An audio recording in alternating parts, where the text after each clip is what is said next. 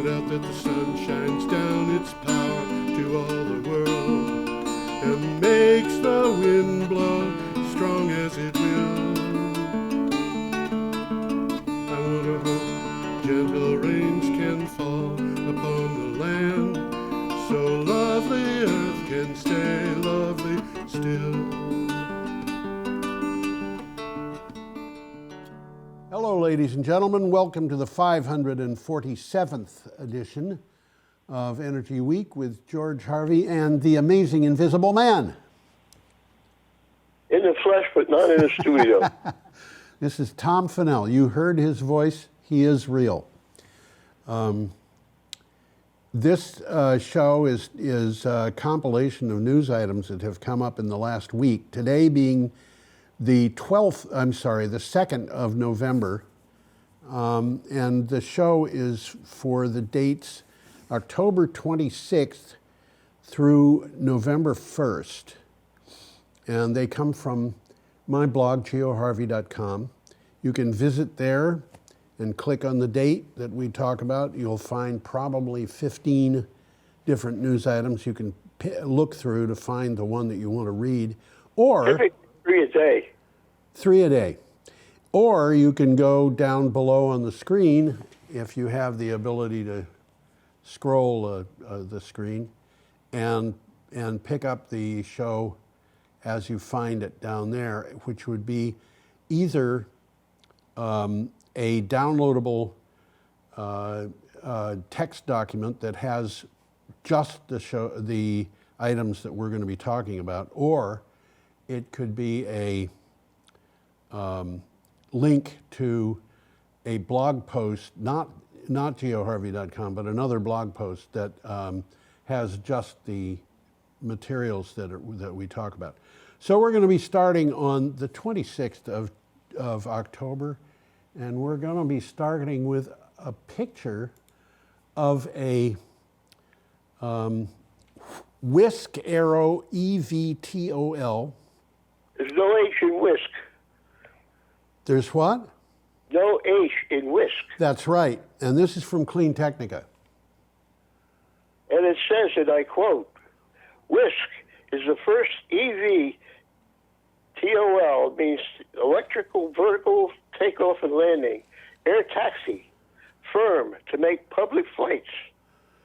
And Lilium, which is another firm, offers the first EVTOL aircraft for private purchase. Right. Whisk became... Buy one of these things if you got enough bread. Yeah, and where you would keep it would probably not be at your home. I don't think so, although you could. Some people could. Yeah, it goes up. Well, it goes up and down straight up. Where I live, no, they would not let you do this. And where you live, Tom, I think they might let you do it if you got special adjustments, meaning building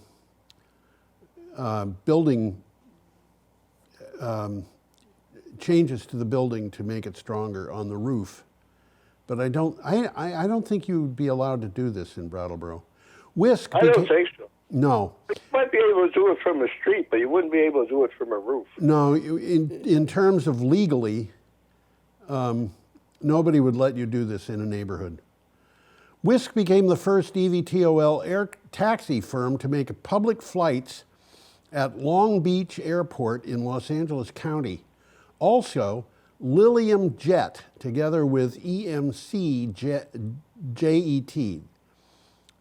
is offering the first private EVTOL in the U.S. to customers. And these are both... You can buy one of these things now. You can buy one, yeah, although I'm not sure how long it takes to get it. I'm not sure how much money it takes to get it. Oh, I don't know. I didn't look it up. I should have.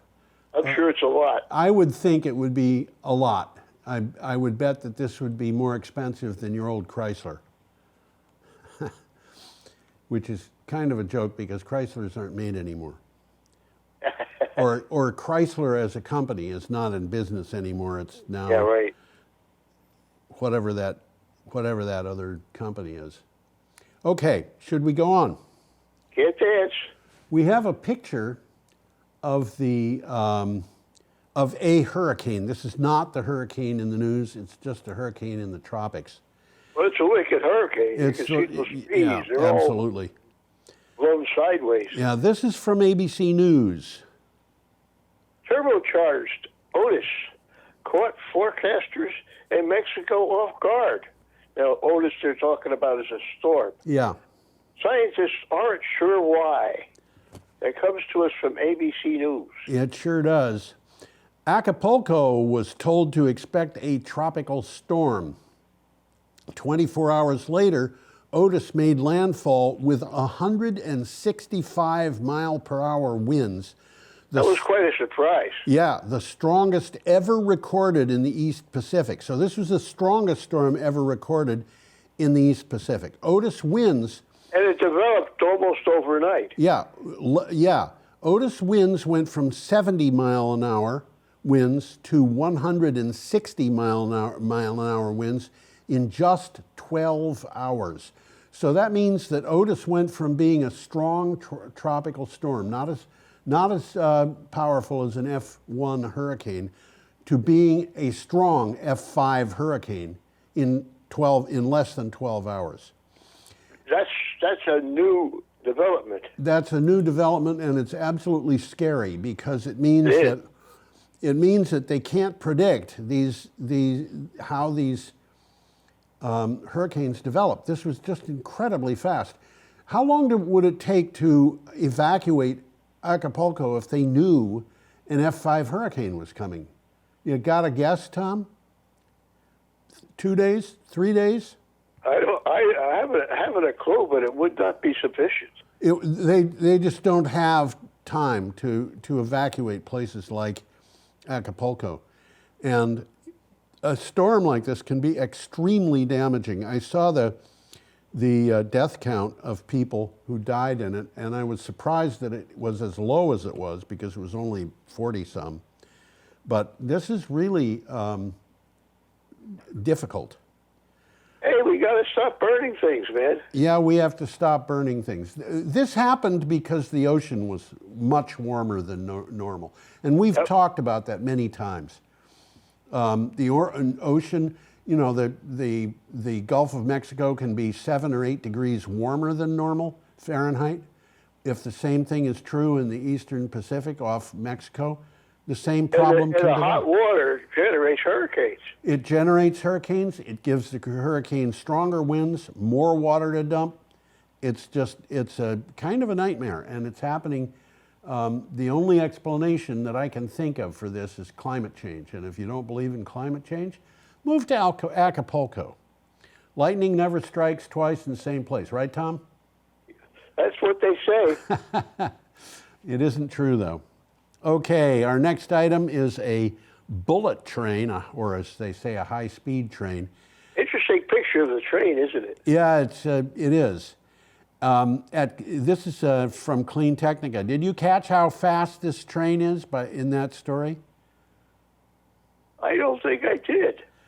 I didn't. This train travels at almost 240 miles an hour. That's kind of quick. It's like there are airplanes that won't go that fast. So what do you got for a title? This is from Clean Technica. First high-speed train arrives in the southern hemisphere. Bandung Confluence, whatever that means. Well, Bandung is the name of a city in Java. And I was a little bit surprised because I thought Java was just a tiny bit north of the equator, but it turned out it's a little tiny bit south of the equator. The first high-speed train south of the equator connects 2 of Indonesia's largest cities, which are on the island of Java. One is the national capital, Jakarta, with 11.25 million residents. That's a lot. That's a lot. The other is the 4th largest city, which is Bandung, with 2.67 million residents. And so they're able to go between these two at about 4 times what the old speed was, so or 6 times. My recollection is that it was a 3-hour trip, and now it's a 45-minute or something, 30 minutes. Okay, we're up to Friday, October 27th, and we have a picture of pumpkins. This, by the way, is our Just a second. We first. got pumpkins. I got coming up. I got Friday, October 27th, and it's a floating turbine. Yeah, you know what? That's not a pumpkin. It's a floating turbine. You're right. I Oh, you skipped. can't see the pictures, can you? I can see the pictures. I happened to flip a little bit too far. Okay. So don't worry about it. This item is from the Marine Executive. I'm sorry, the Maritime Executive. And it says, and I quote, Denmark supports efforts to develop floating offshore wind turbines. Yes. And what that means is the sea around there is too deep to anchor that turbine on the ocean floor. Yeah. Denmark, now let me put this up so people can see it. Denmark is taking the lead in developing floating offshore wind turbines. The government is supporting projects and forming new partnerships as it believes floating wind will be critical for the next phase of development of renewable energy. Why is that? Well, it's because they can, and they've got lots of opportunities to do it. So between the two, they have an excuse to put up floating wind turbines. Well, in the not too distant future, people are going to be saying, they're going to sort of laughingly. And remember, people used to use fuel. Yeah, you keep reminding us of that. Actually, it's a good thing to remind us of that. Okay, now we've got a picture of pumpkins. There's the pumpkins. This is the pumpkins, and this is not all the pumpkins we have on this show. There's another picture of pumpkins later on. So this Halloween pumpkins, a future superfood. Yeah. Superfood. Wow. This is from the BBC. BBC. Pumpkins have values that go far beyond the Halloween accessory that they're known for. They stick around until Thanksgiving. You don't have to do much to keep these things in stable condition, and even past, but their true potential lies in their nutritional and medicinal benefits, which are especially valuable because they tolerate drought so well. So what they're starting to do is they're starting to plant pumpkins in places like semi-arid areas in Africa, and where they can't really count on a lot of rainfall, but the pumpkins can extract a lot of water from the soil where they are, and they can help not only feed people, but prevent the Sahara Desert from going any further south than it already has. Well, they're good to eat as a vegetable, not just a pie. Yeah, that's true. They are, and you know, I used to grow pumpkins in my garden, and that was a long time ago. We have where I live now. I don't have my own garden. I kind of take a small part in maintaining a garden that belongs to my landlady, but she has pumpkins, and I used to grow small sugar pumpkins 30, 40 years ago. My mother really enjoyed Little them. pumpkins, huh? They're little pumpkins. They're, I'm going to say a little bit smaller than a basketball, but not much I thought smaller. they were smaller than that. What? I thought they were smaller than that. I thought they were like a baseball. No. Well, I mean, they're a squash that are part of that same family that are probably the size of a baseball. Yeah, right. Yeah, and I want to tell you, this last week, we have been harvesting things that have been good, not just pumpkins, but we've had a lot of figs.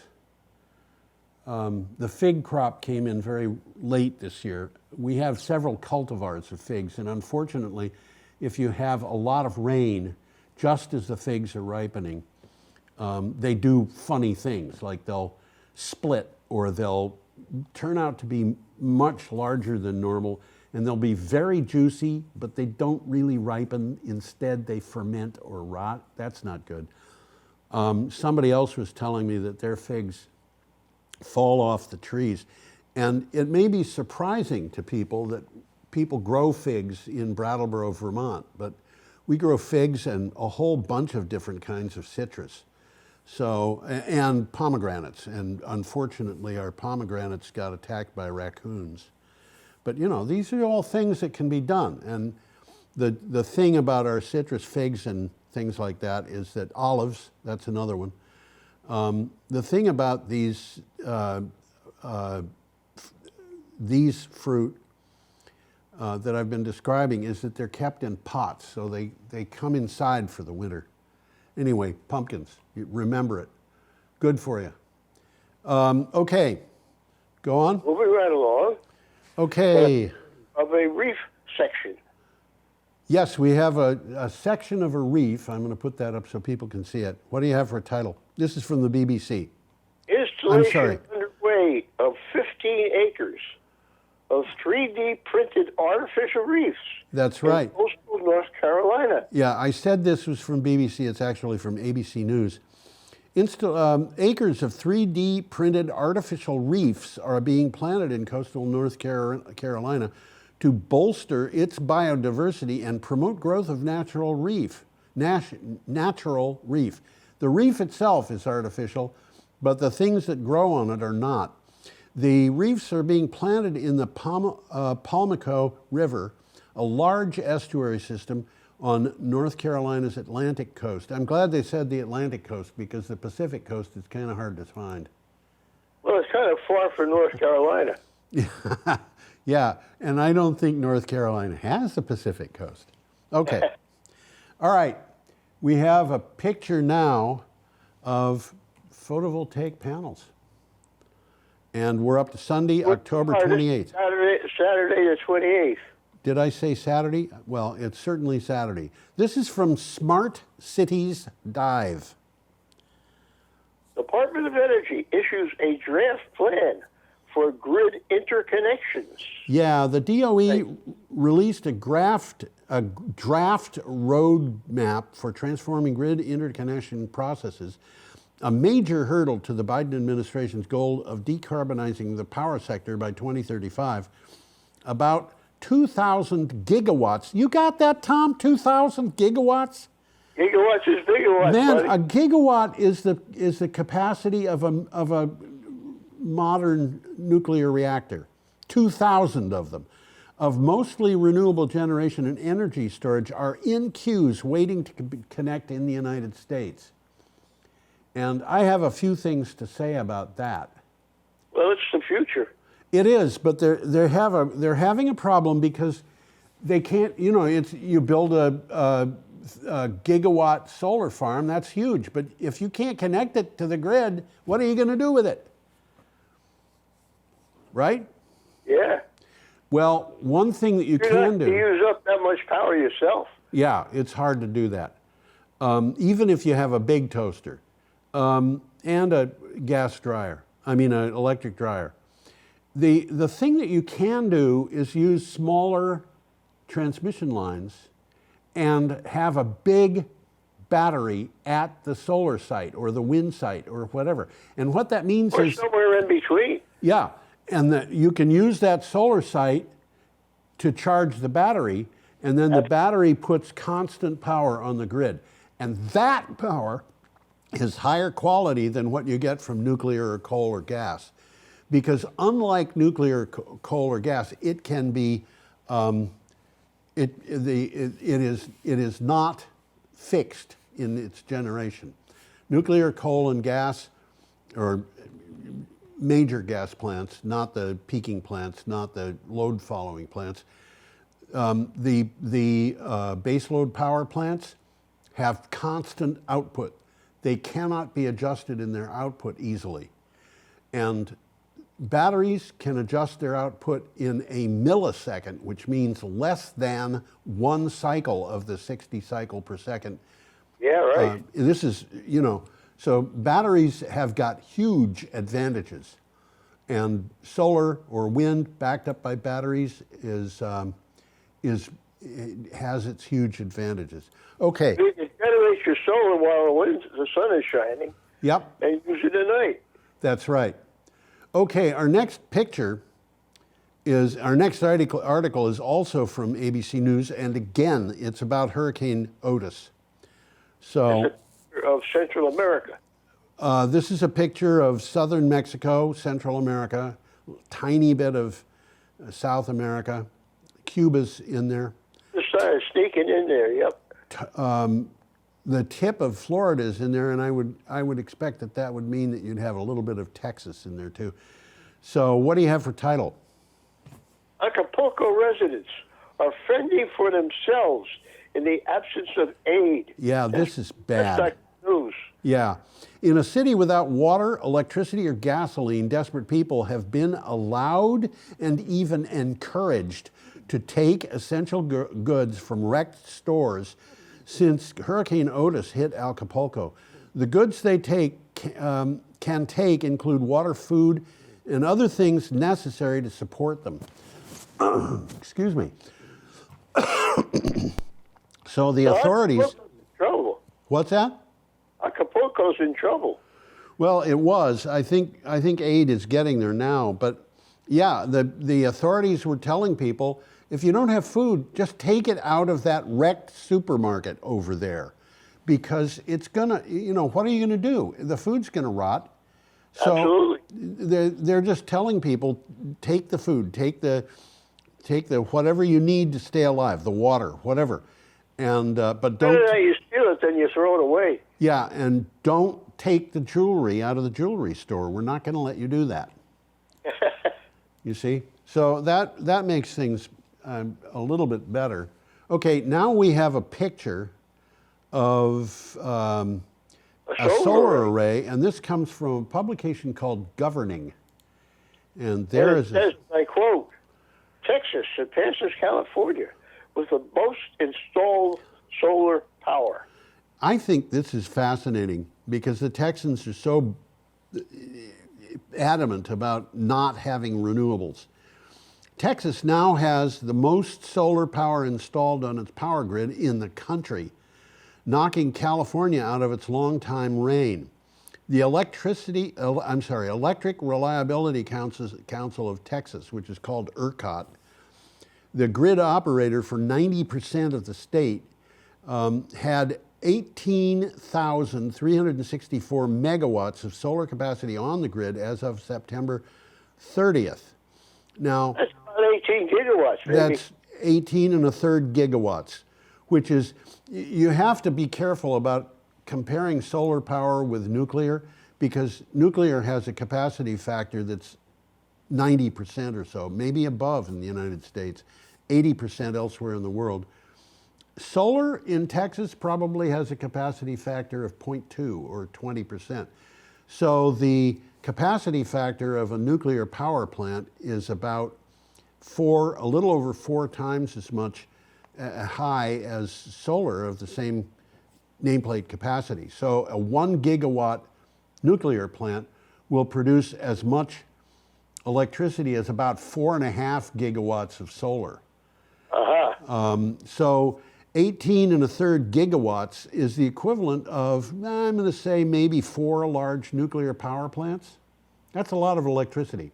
Yeah, that's megawatts. Yeah, Texas doesn't have 4 nuclear power plants, by the way. It has 3. And that really bad winter storm they had a couple of years ago, that knocked out one of those nuclear power plants. The one that really hit southern Texas. That's right. It knocked out one of the nuclear power plants. Oh, wow. Several of the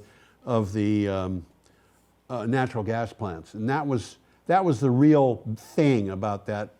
The political people like to blame it on wind power and solar power, but the big problem was basically baseload power: coal, wind, and nuclear. Okay. We are up to Sunday, October 29th. Can you imagine that? How about that? There was such a thing as Sunday, October 29th. Did you know that, Tom? I think there was, yeah. Okay, this is from CNN, and we have a picture of drilling operations in Kansas. And this particular from CNN, yeah, you just said that. Yeah. It says they went hunting for fossil fuels. What they found could help save the world. Well, you're going to tell us what they found. I am, and I'm also going to tell you that I don't think this article is really quite telling this the true way. When two scientists went looking for fossil fuels beneath the ground in France, they did not expect to discover something that could help tackle the climate crisis. It was hydrogen. How about that? How about that? Now that they know to look for it, they might find more, but how much can they find?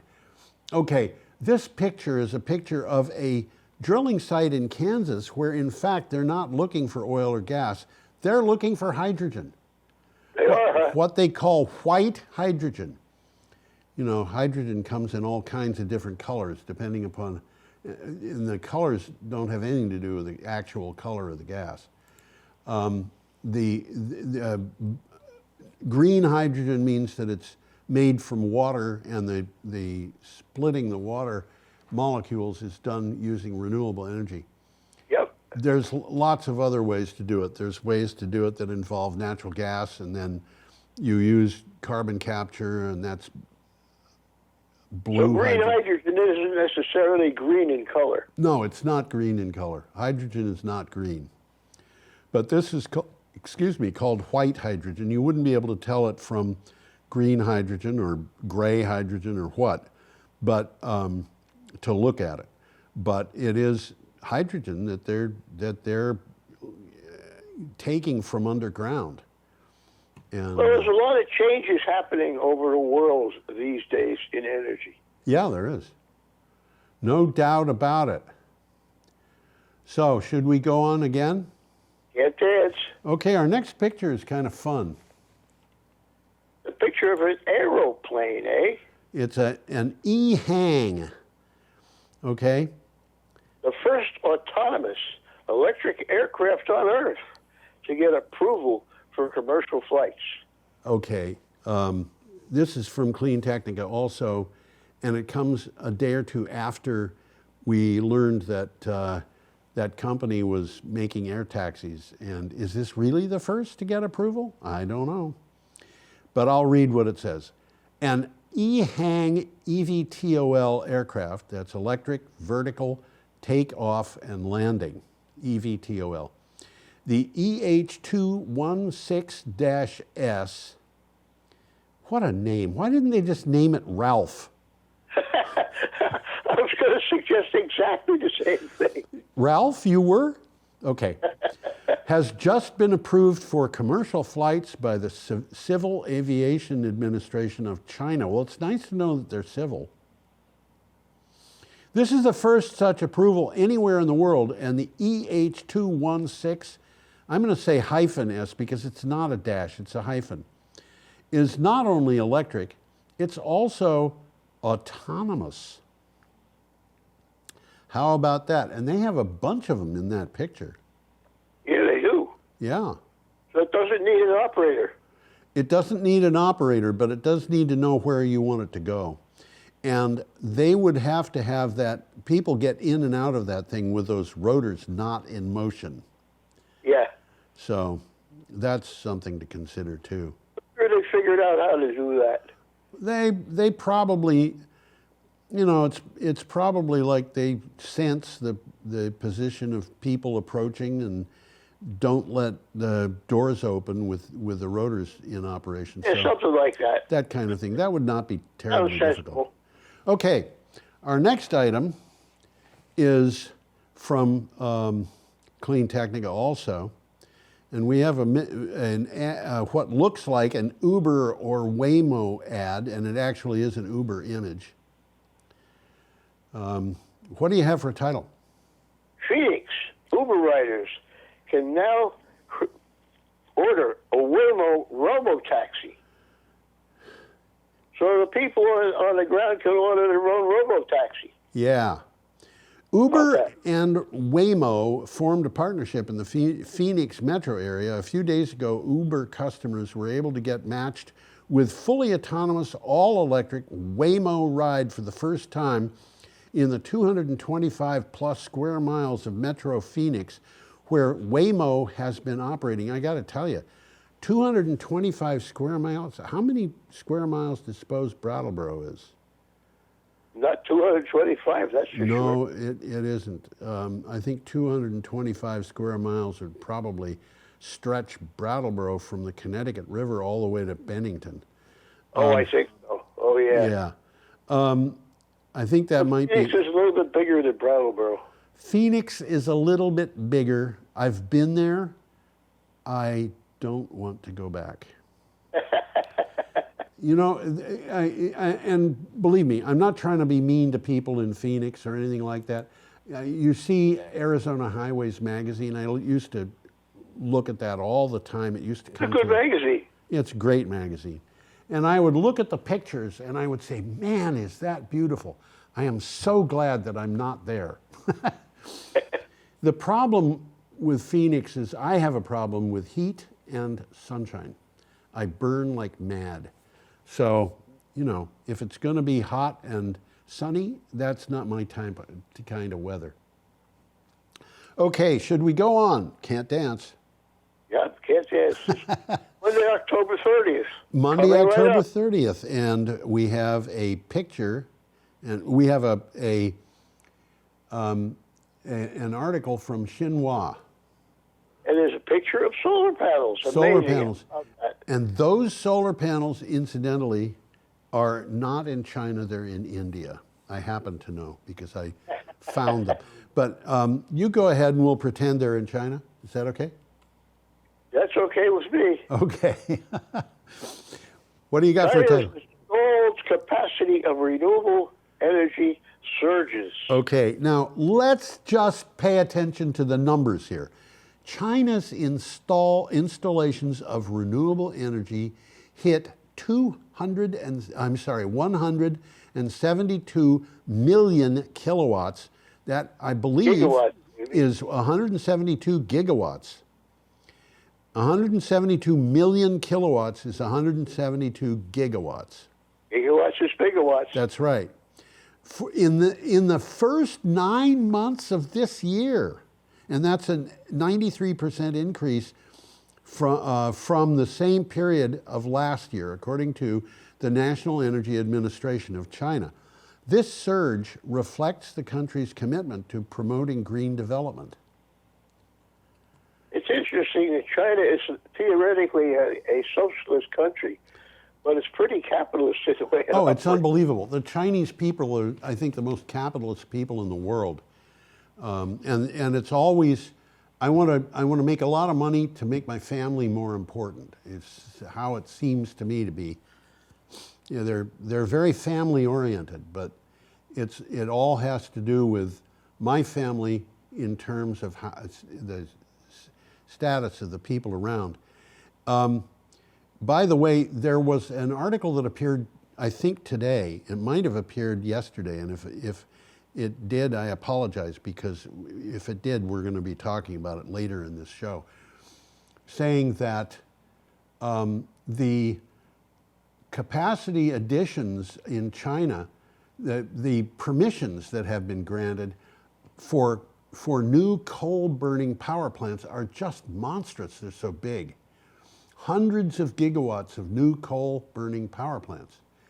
And the thing about this is, the person who wrote the article said, in order to understand the meaning of that, you have to understand the new coal plants are very efficient.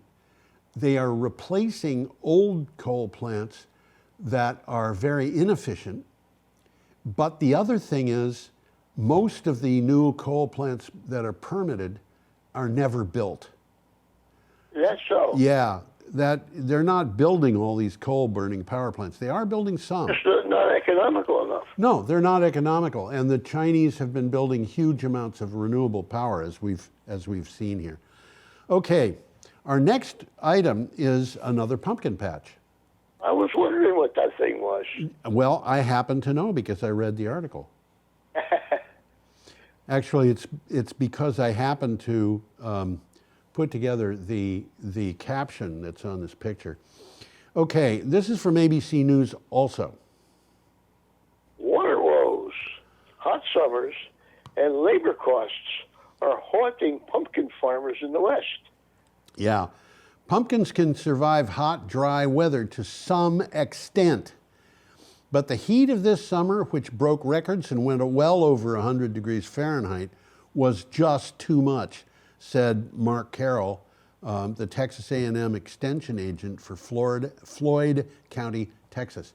Now, what's happening here is, as I said earlier, pumpkins are pretty good at surviving hot, dry weather, but not 100 degrees day after day after day after day. And well, when you look at a pumpkin, it's mostly water. yeah, that's true. And you know, they have these contests to make big pumpkins. How do farmers make gigantic pumpkins, some of which weigh well over half a ton? They do it by just feeding water to that pumpkin.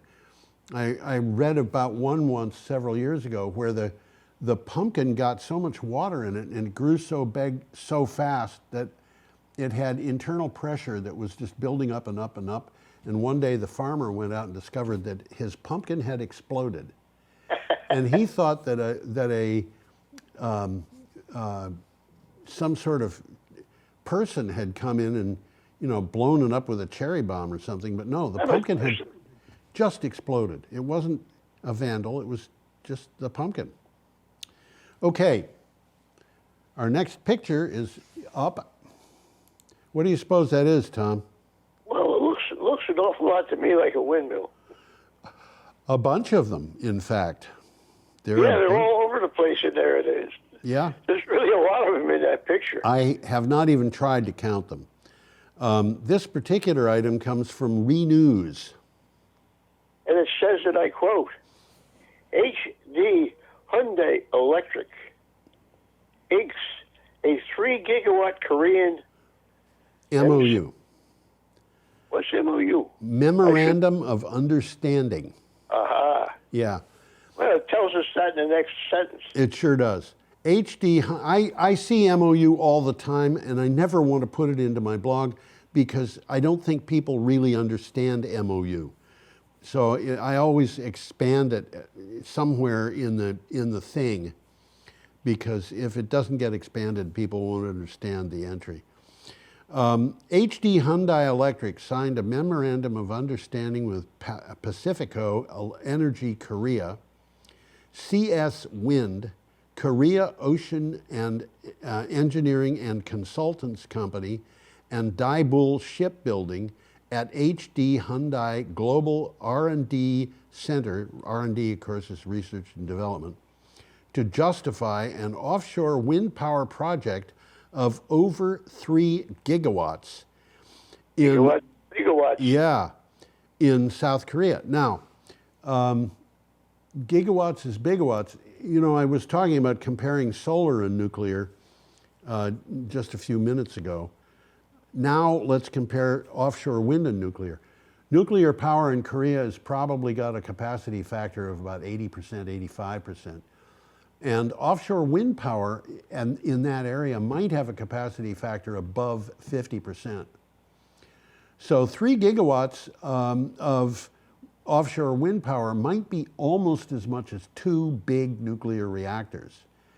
That's interesting. Yeah. And one thing I want to mention, by the way, is that wind power operates generating at least some power almost all the time.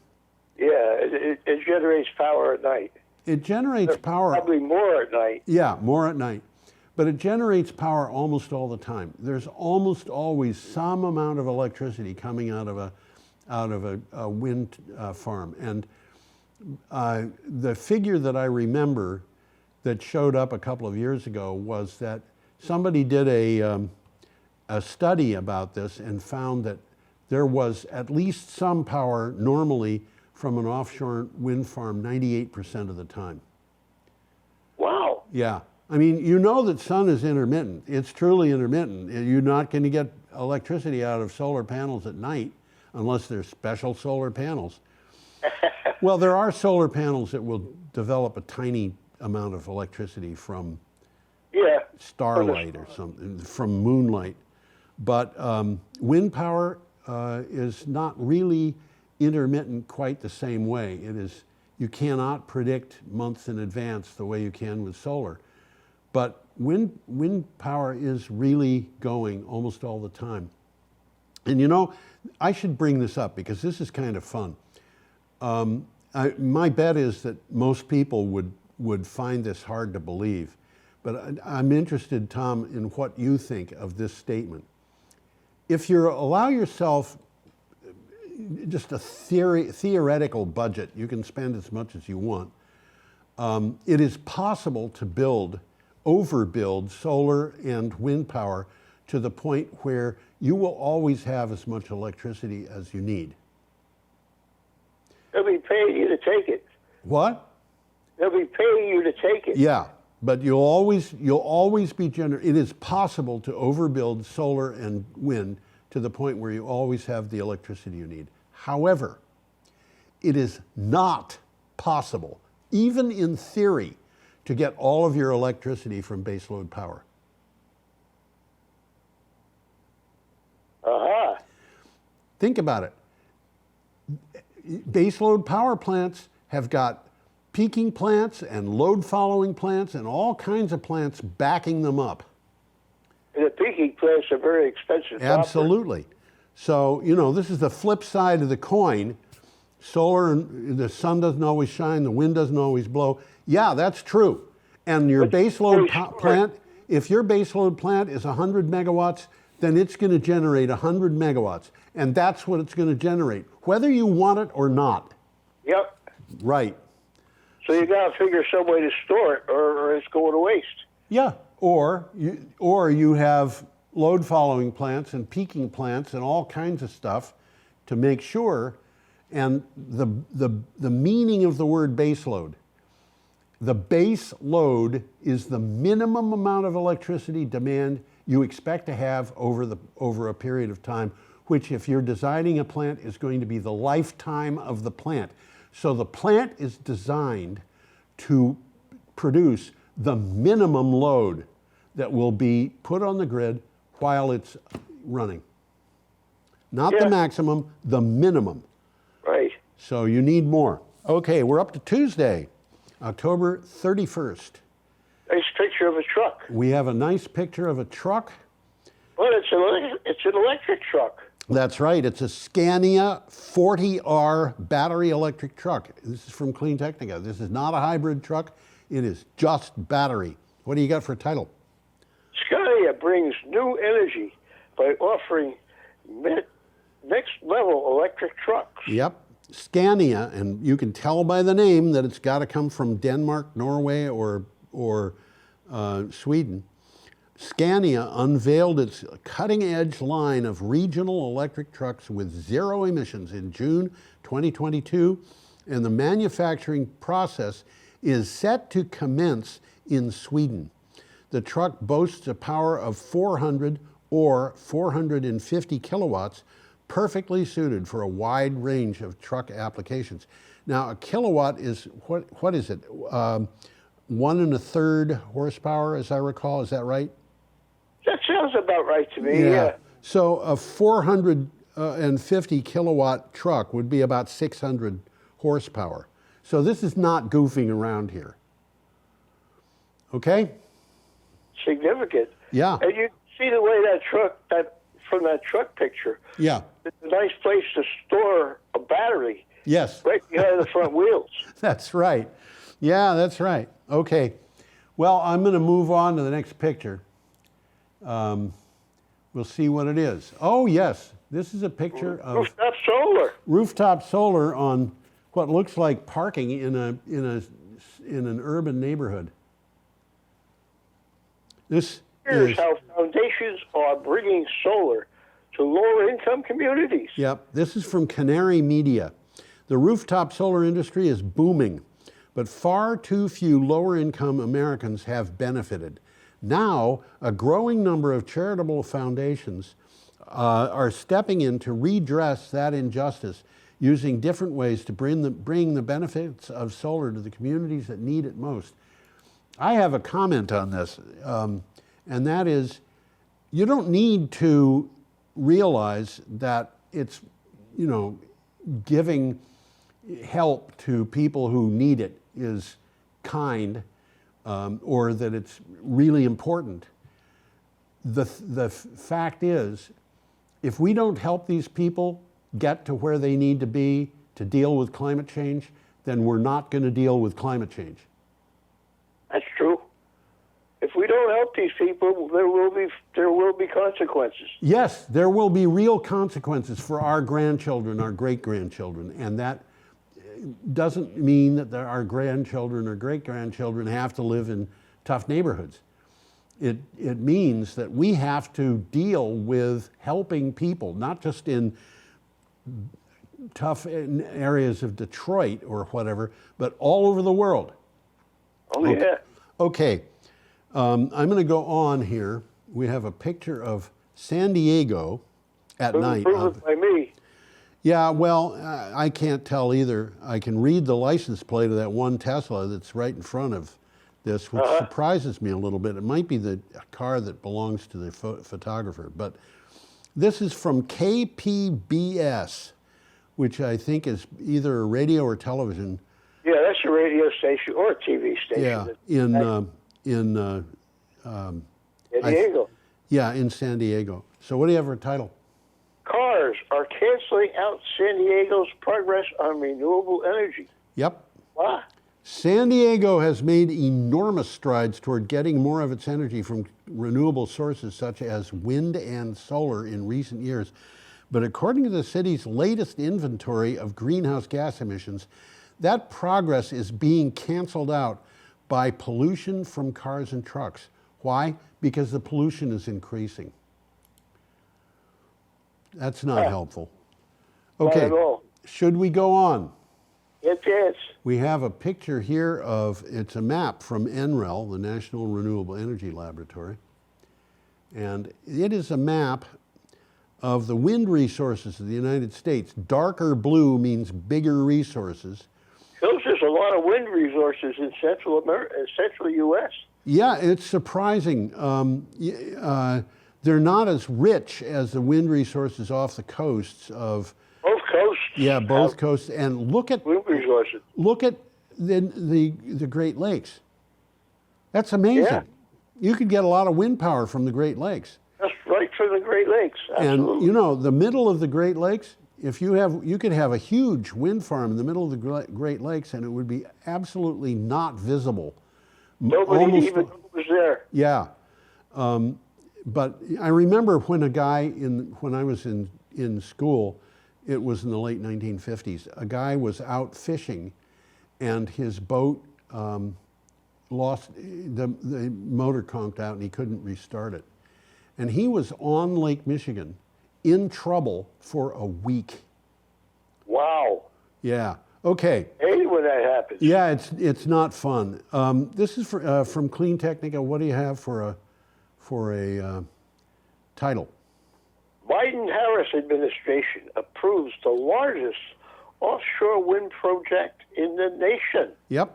Located approximately 23.5 nautical miles off Virginia Beach, the coastal Virginia offshore wind project is the largest yet and would provide about 2,600 megawatts, or 2.6 gigawatts, of clean, reliable offshore wind energy capable of powering over 900,000 homes. Now, It's about time they started exploiting the continental shelf off the East Coast. yeah, one thing I want to explain here. A bunch of wind projects have started off, have been granted off the coast of the United States, and they are being canceled. And the reason they're being canceled, for example, 2 were just canceled off the coast of New Jersey because of supply chain problems. The people, the companies that Ørsted in this case, had a contract to deliver a wind farm, and it just couldn't do it within the constraints of, reasonable activities.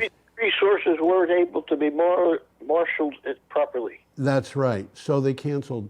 And the result of that is that there's a lot of word in the media saying, well, the Biden administration had the hopes for wind projects and they just are not coming true.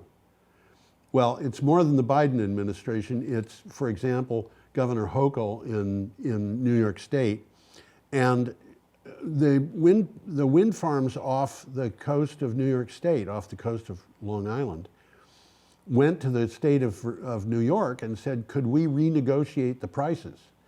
And Governor Hochul said no. Either you do it for that price or abandon the wind farm. So it looks like those wind farms are going to be abandoned.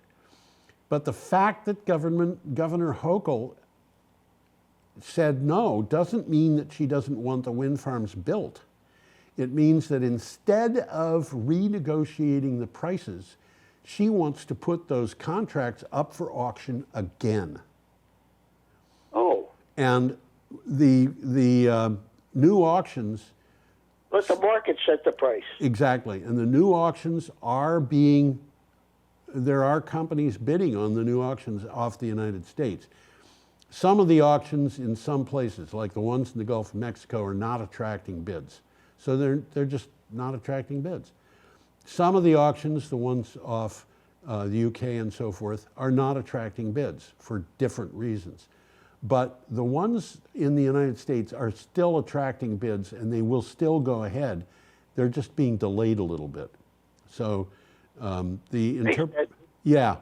Okay, we have a picture coming up of wind turbines. Look at how tiny these wind turbines are. Look at those wind turbines compared to the truck and the people at the base. They're a lot smaller than what we've been seeing. They certainly are. And so this is wind turbines on the island of Egg, which is spelled E-I-G-G. Do you recognize that name, Tom? Not really. We talked about this several years ago. Yes, we did, yes. Yeah, this is from the BBC. I want to call it EIG. Yeah, it looks like it should be EIG. It's E-I-G-G, but I remember from that earlier report that it is in fact Egg. So what do you got for a title?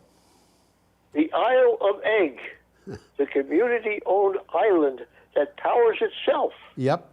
Egg. I think we've talked about this before. We have, but there's new stuff here. Egg is one of a collection of islands in the Scottish Inner Hebrides called the Small Isles. It lies 15 miles from the mainland and is reliant on a ferry that runs a few times a week, depending on weather. Imagine being that well connected. For supplies and transport. Waste is not an option here, and sustainability is a necessity. But they're able to do it. Well, that's their only source of power, isn't it? Wind. I don't know what else they have. They used to be dependent on diesel generators that would start in the morning and run until evening, and they made a lot of noise, and people hated them. And it polluted the air, not terribly badly. There's only a little over 100 people who live on this island. And that mountain in the background is, it's pretty impressive. It is. Yeah, but there's not very many people there. But they got these tiny wind turbines, and I think they might have put in a few solar panels and maybe a battery, maybe not. I don't know. But they run on what they've got, and they have a ferry come over once or twice or three times a week. I'm sure they have plenty of wind. Yeah, The ferry probably didn't run yesterday or today because they're having a horrible storm over there. But the wind, was blowing. Yeah. That storm, by the way, and I forget the name of it, was creating winds in northern France of wind gusts over 100 miles an hour. Wow. Yeah. Okay. You got more on that, Tom, that you want to mention? Not really. Let's move along. We got a picture of an electric bus. Yeah, and this is our last story. It's from Clean Technica. And that bus is a Solaris Urbino 15LE. Electric bus makes sense because there's a great way. There's all sorts of floor to store batteries. Yeah, absolutely. It's perfect. Absolutely perfect. What do you got for a title? Electric bus traction in Stockholm and Sicily has increased exponentially, with bus expert Solaris supplying the stocks. Solaris is a Polish company. When was the last time you heard of a Polish manufacturing company that was important in Not a whole heck of a lot of them. No, not a lot. A Polish e-mobility leader in public transportation continues to make waves in the world of sustainable transportation with its latest orders from Sweden's Nobina Stockholm and Italy's AMTS Catania early this October. So they're... We talked about this before. Yeah. Yeah. So that's a nice picture, I think, of that bus, you know, going along, kind of chugging along a field of, rather snowy field, I think. Kind of looks like it, yeah. Yeah. So anyway, that is the